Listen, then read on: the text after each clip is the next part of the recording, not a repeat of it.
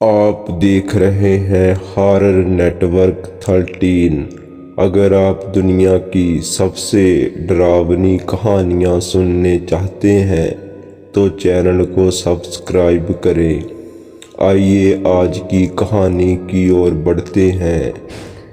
ये एक सच्ची घटना है जो आपको हिलाकर रख देगी।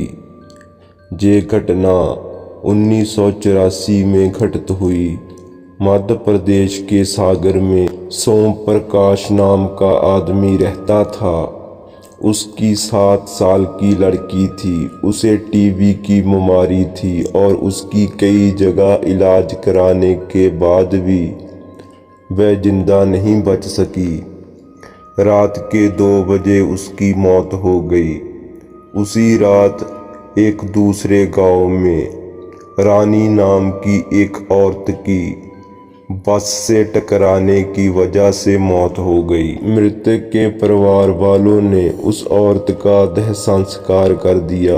दूसरी तरफ जब सागर में उस मृत लड़की को दफनाने के लिए के जंगल में ले जाया जा रहा था तो अचानक रास्ते में उसके शरीर में कुछ हलचल हुई और वह उठकर खड़ी हो गई।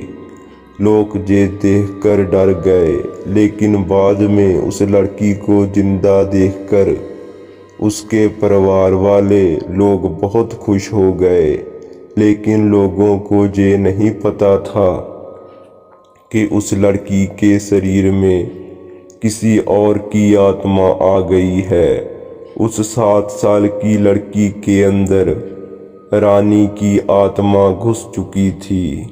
वह अलग जगह पर आकर बहुत दुखी और परेशान हो गई थी। उसका खाने पीने में मन नहीं लगता था, लेकिन उसकी माँ उसे अपने हाथों से खाना खिला देती थी। एक दिन वह लड़की अपनी माँ के साथ अपने मामा के घर जा रही थी और रास्ते में अचानक वह जगह आ गई जहां रानी की बस से टकराने से मौत हो गई थी। उस 7 साल बच्ची ने अपनी माँ को इशारा कर कर बताया कि ये रास्ता उसके गांव की तरफ जाता है।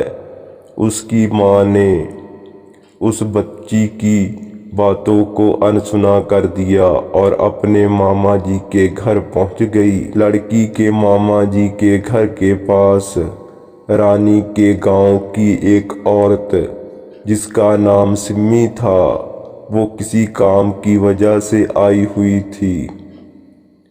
रानी की आत्मा ने उसको पहचान कर उसको आवाज देने लगी। सिम्मी को लड़की के मुंह से अपना नाम सुनकर बहुत अचरज हुआ। सिम्मी के पूछने पर उस लड़की ने सिम्मी को अपनी पूरी घटना के बारे में बता दिया और बोली कि मेरी मौत से पहले ही मेरे घर वालों ने मुझे जला दिया और इस बच्ची के शरीर को खाली देखकर मैं इसके शरीर में रहने लगी हूँ। जब सिम्मी ने ये बात सुनी तो उसने अपने गांव जाकर सारे गांव वाले लोगों को ये बात बता दी और उसका पूरा परिवार रानी से मिलने आ गया। उस 7 साल की लड़की ने सबको पहचान लिया और वह अपने पूरे परिवार के साथ अपने गांव चली गई और उसने वापस सागर जिले में आने के लिए इनकार कर दिया, लेकिन लोगों के समझाने पर वह मान गई। इस तरह वह दोनों परिवारों के साथ रहने लगी। इस कहानी से पता चलता है कि कभी कभी किसी की अधूरी इच्छा पूरी ना हो तो उसकी आत्मा किसी और के शरीर में जा सकती है।